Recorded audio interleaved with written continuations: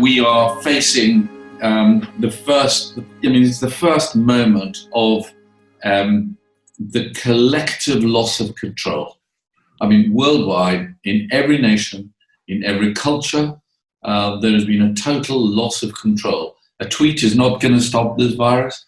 The central banks bailing it out, the finance ministries bailing everybody out, putting money into people's hands, not going to stop the virus.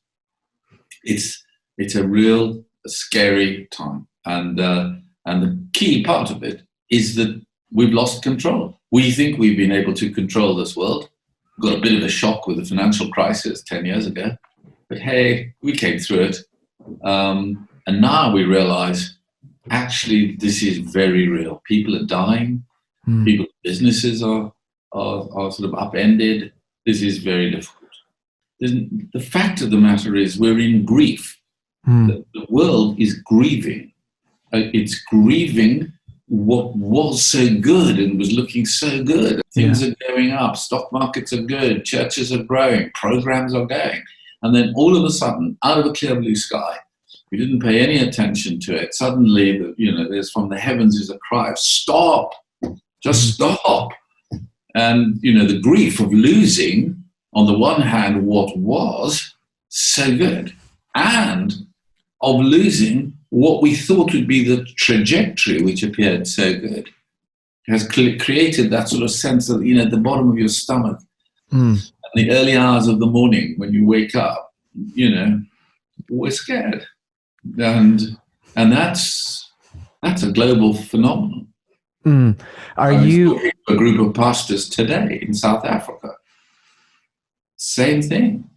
There's nowhere that stands apart from this. So we've got to get real. We've got to face the reality of this. This is a serious pandemic.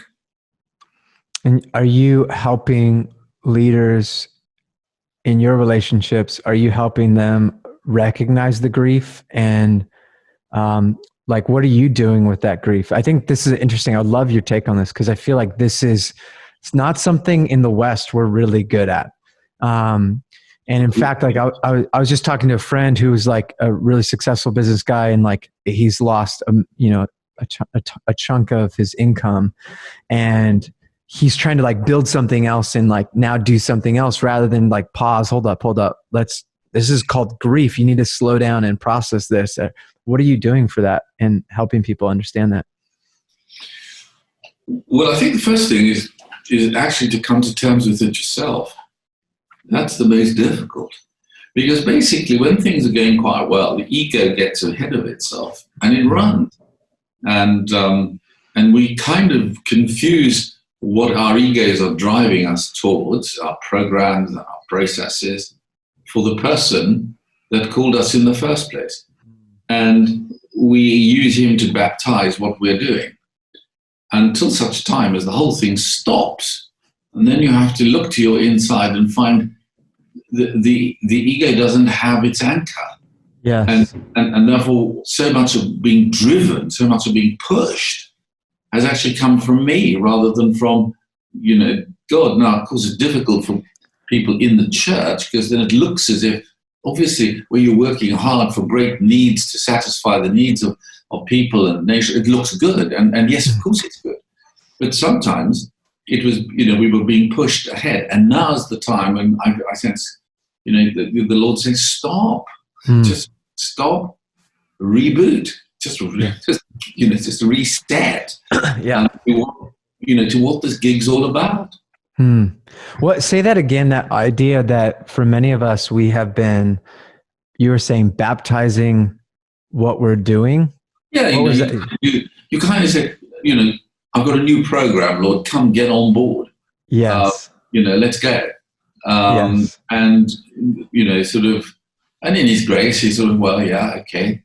And then we start working out the difficulty is that we can't keep ourselves together. And we don't realize that. Masses of people are burnt out. I mean, what I was saying to guys is we live in this spectrum between broadband and burnout.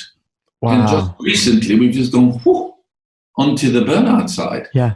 And God is calling us to stop. However, what has happened is, particularly for church leaders, they've just gone into overdrive. Yeah. Believing that it's the reinvention of a digital world. Yeah. But actually, they haven't come to terms with the central fact is it's not whether you can put yourself online. Yeah. It's whether you can understand that there is an entire digital change, a cultural change that we have not yet seen. We're only beginning to see the beginnings of it. It's not whether you're capable of producing an online service.